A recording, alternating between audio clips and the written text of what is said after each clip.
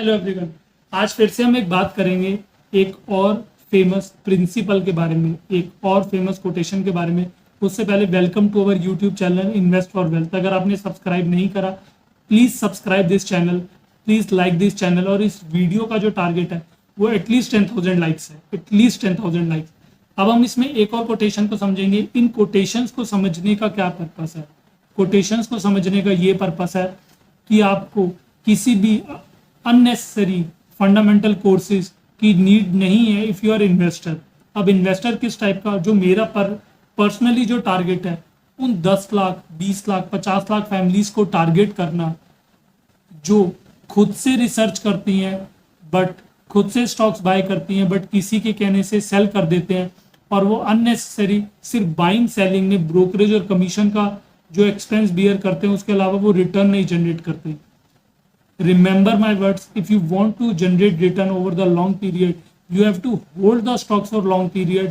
अगर आप बिगनर हैं तो लार्ज कैप स्टॉक्स में इन्वेस्टमेंट करें लाइक TCS, एशियन पेंट्स। अगर आप मीडियोकर हैं या मॉडरेट इन्वेस्टमेंट अप्रोच फॉलो करते हैं तो आप बाटा, रिलैक्सो, इन स्टॉक्स में इन्वेस्टमेंट कर सकते हैं। अगर आप एग्रेसिव इन्वेस्टर हैं तो you can go for market capitalization less than 10,000 crore like Rajratan global wire, Elgi equipments. अगर आप सुपर एग्रेसिव इन्वेस्टर हैं तो आप मार्केट कैपिटलाइजेशन 1,000 करोड़ से भी कम के स्टॉक्स में इन्वेस्टमेंट कर सकते हैं like steel cast, associated alcohols and breweries. ये वो 4 कैटेगरीज हैं। आपको खुद अपना रिस्क एपेटाइट देखना पड़ेगा कि किन कैटेगरीज में जाके आप लाई करते हैं और वहां जाके आप इन्वेस्टमेंट कर सकते हैं। चाहे माइक्रो कैप में इन्वेस्टमेंट कर रहे हैं, चाहे स्मॉल कैप, चाहे मिड कैप, चाहे लार्ज कैप, पैसा नहीं खराब होता। If you thorough your research, if you deeply research your stock, पैसा बिल्कुल भी नहीं खराब होता। सिर्फ डिफरेंस क्या है, फिर से ध्यान से रुकना, मैं फिर से बहुत ध्यान से ये लाइन सुनना, मैं आपको बहुत ध्यान से दोबारा ये लाइन बता रहा हूँ। डिफरेंस क्या है? अगर आप सुपर एग्रेसिव हैं तो वहां पे जो आपका टाइम पीरियड है ना फॉर होल्डिंग द स्टॉक्स, वो इंक्रीज हो जाता है। इसके अलावा कुछ नहीं है, क्योंकि जो सुपर एग्रेसिव स्टॉक्स होते हैं, market capitalization less than 1,000 crore, जो उनको टाइम है माइक्रो से स्मॉल होने में, स्मॉल से मिड होने में वो ज्यादा लगता है। कभी कभी कुछ स्टॉक्स ऐसे होते हैं 3 साल, 5 साल, 10 साल अपनी जगह से हिलते नहीं है। लेट से मैं एक राजरत्न ग्लोबल वायर का एग्जांपल लूँ, आप खुद जाके देखना। 2010 से लेकर 2020 की जर्नी एंड देन 2020 से लेकर 2022 की जर्नी राजरत्न ग्लोबल वायर ने किस तरीके से परफॉर्म करा।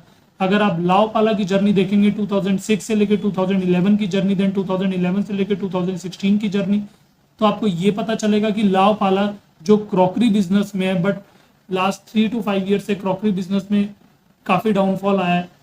बट आप खुद सर्च करेंगे कि अगर कंपनी 3 साल 5 साल नहीं चल रही और वो फंडामेंटली स्ट्रॉन्ग कंपनी है और आप उसको होल्ड करके दे रखते हैं, तो अल्टीमेटली वो रिटर्न जनरेट करेगी।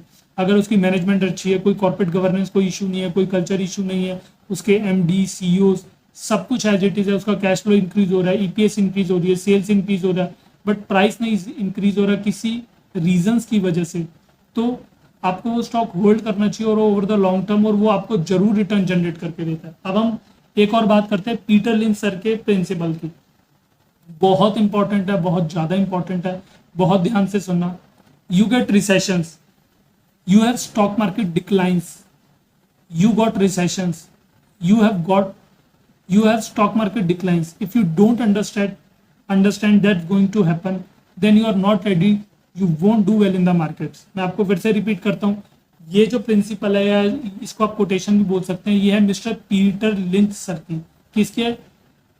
You got recessions, your stock market declines. If you don't understand that's going to happen, then you are not ready, you won't do well in the markets. आप बिल्कुल भी अच्छा नहीं करेंगे अगर आपको छोटी सी चीज नहीं समझ आती। इसको मैं आपको, कोविड तो आपने खुद लाइव देखा है किस तरीके से, आपने 2021 अक्टूबर से टिल द डेट वो भी लाइव देखा है किस तरीके से मार्केट गिरती है और किस तरीके से मार्केट इंक्रीज होती है। सबसे बड़ा एग्जांपल है टेल्ना प्लेटफॉर्म का। अभी टेल्ना प्लेटफॉर्म ने रिसेंटली 3-4 दिन पहले रिजल्ट अनाउंस हुए, रिजल्ट अच्छे नहीं है, एक्सपेक्टेशन से भी अच्छे नहीं आए और वैसे भी अच्छे नहीं है। 36 to 38% का डाउनफॉल आया 2 दिन में, बट आप अगर दोबारा देखेंगे 15 to 20% दोबारा से उसने पुल बैक ले लिया। अगर किसी को ये पता होता फंडामेंटली स्ट्रॉन्ग कंपनी, अगर हाँ आप लास्ट 10 ईयर्स का उसका डेटा जाके देखेंगे तो कंपनी ने बहुत अच्छी परफॉर्मेंस दी है, बहुत ज्यादा अच्छी।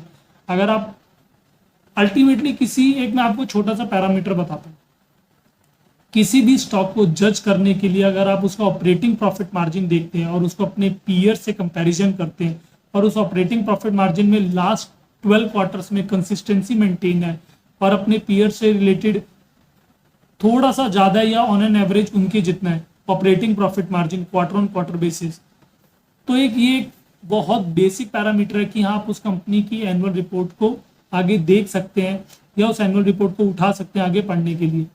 अब आपको मैंने पीटर लिंच सर की कोटेशन बता दी, रिसेशंस भी आएंगे, डिक्लाइंस भी आएंगे। अगर आपको ये चीज़ नहीं समझ आती, you are not able to do well in the market, आप बिल्कुल भी मार्केट में अच्छा नहीं कर पाएंगे। मैं आपको एक एग्जांपल दे, बहुत सारे एग्जांपल देता हूँ, एक एग्जांपल नहीं दूंगा।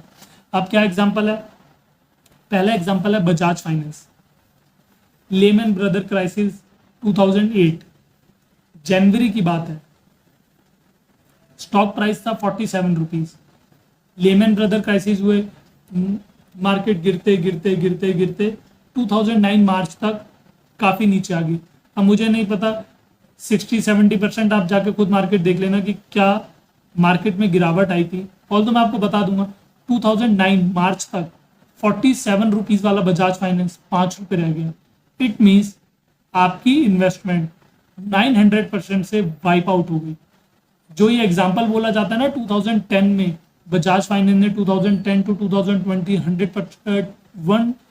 100 टाइम्स परसेंट का रिटर्न दिया है, 5 रुपए से कैलकुलेट करा जाता है। बट अगर मैं अब आपसे पूछूं, किसी ने बजाज फाइनेंस 2008 में या 2008 से पहले 47-50 रुपीज का लिया है, मार्च तक रिसेशन आया है और आपने उसको होल्ड करके रखा है, वो स्टॉक आपका 5 रुपए पे आ जाता है। कितने ऐसे इन्वेस्टर्स हैं या कितने ऐसे लॉन्ग टर्म इन्वेस्टर्स हैं उसको दोबारा से बाय करने की हिम्मत रखते हैं उस प्राइस पे जहां पे आपकी इन्वेस्टमेंट ऑलरेडी 900% से डिक्लाइन हो चुकी है।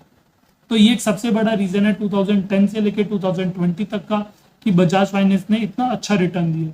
सेकंड में बात करूं तो एशियन पेंट्स, 2008 जनवरी में Asian paints at the rate 115 rupees, price जो था 115 रुपए, और 2009 की मार्च तक वो प्राइस कितना आ गया 72 रुपीज।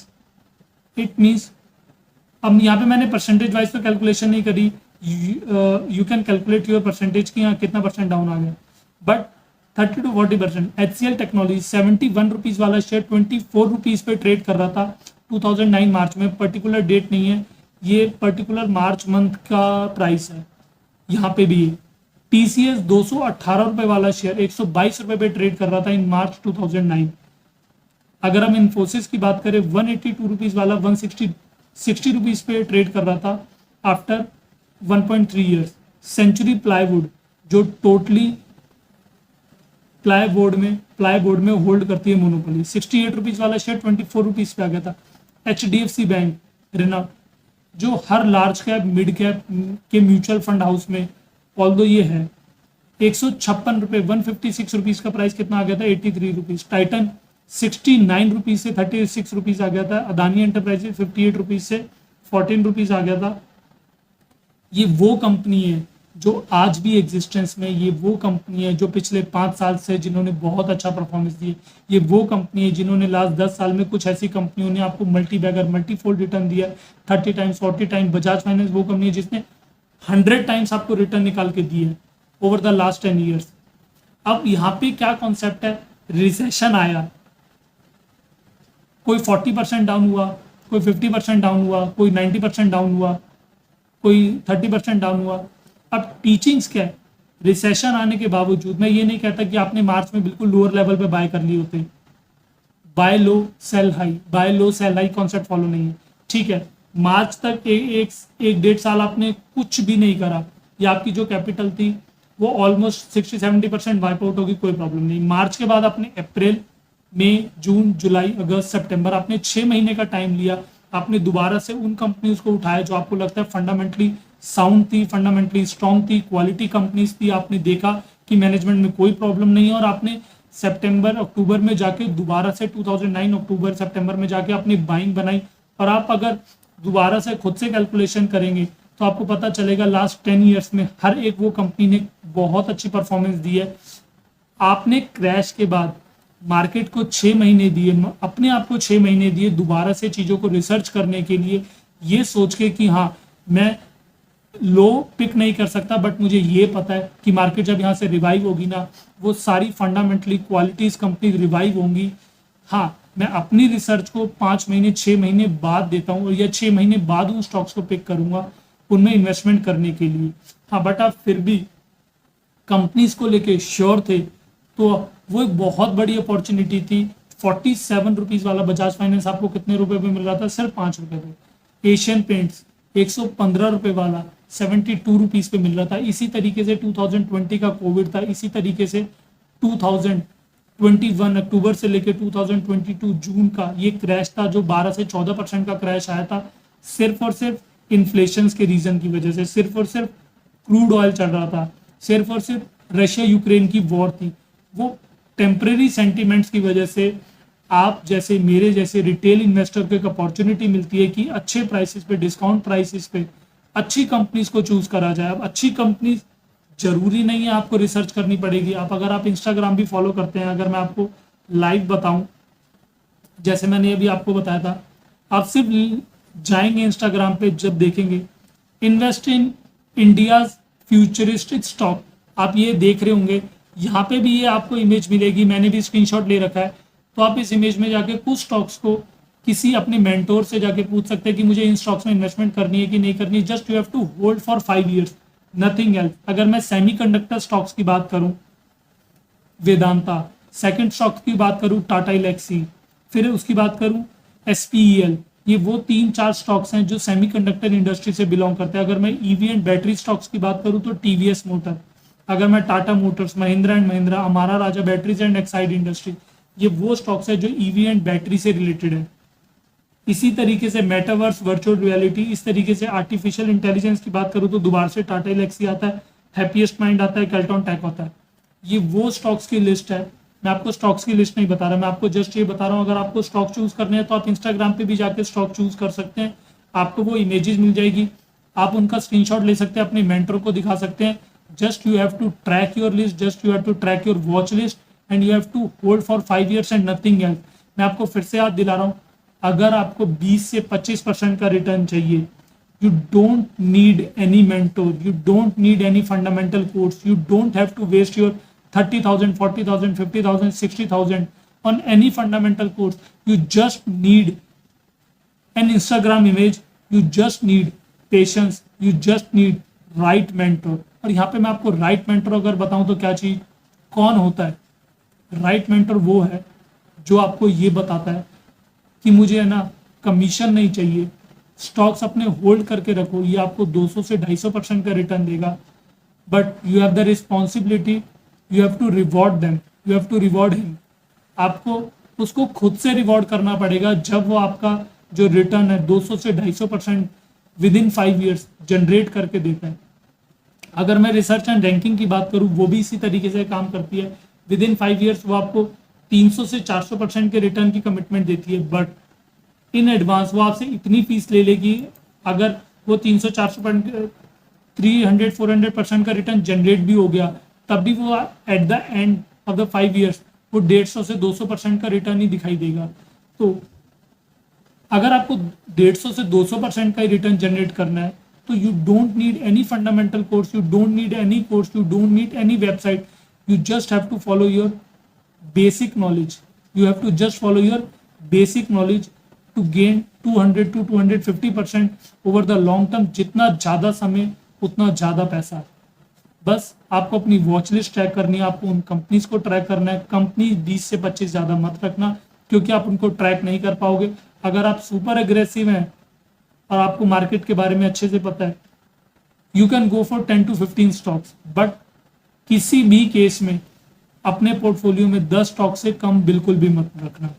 तो यहाँ पे हमें ये समझ आता है कि चाहे मार्केट में रिसेशंस हैं, चाहे मार्केट में क्रैश हैं, चाहे मार्केट में करेक्शंस हैं, चाहे मार्केट स्टेगनेंट है, चाहे मार्केट साइडवेज है, you just have to wait for right opportunity.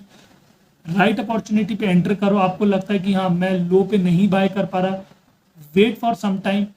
कुछ टाइम बाद जब मार्केट दोबारा से पुल बैक लेती है तो अपने जो फंडामेंटली स्ट्रॉन्ग स्टॉक्स की लिस्ट है, क्वालिटी स्ट्रॉन्ग स्टॉक्स की लिस्ट है, उसको दोबारा से उठाओ, रीचेक करो कंपनी में कोई प्रॉब्लम तो नहीं है, मैनेजमेंट में कोई प्रॉब्लम तो नहीं है, फिर उसमें दोबारा एंट्री लो। हाँ, मे बी 30-40% का जो आप, मैं कह सकता हूं कि इंट्रिंसिक वैल्यू से आपको वो कम मिलने वाले थे, मे बी ना मिले, बट जो आपका डाउनसाइड रिस्क है वो बिल्कुल खत्म हो जाएगा। रीजन भी क्योंकि आप जब 6 महीने बाद क्रैश के मार्केट में से वो स्टॉक्स उठाएंगे तो आपको ये पता चलेगा हाँ कि इसने रिवाइव करा है, कंपनी के फंडामेंटल्स में कोई दिक्कत नहीं है, सिर्फ उस पर शॉर्ट टर्म पीरियड के लिए या पर्टिकुलर पीरियड के लिए सेल्स या ऑपरेटिंग प्रॉफिट मार्जिन पे फर्क पड़ा है, तो वो पर्टिकुलर क्वार्टर ही आपको शो होगा, उससे ज्यादा कुछ भी नहीं। तो you don't need any one to get 200% in 5 years। Recession आएंगे इसका फायदा उठाना है, क्रैश आएंगे उसका फायदा उठाना है, करेक्शंस आएंगी उसका फायदा उठाना है, that's it. And you don't need any one means any one,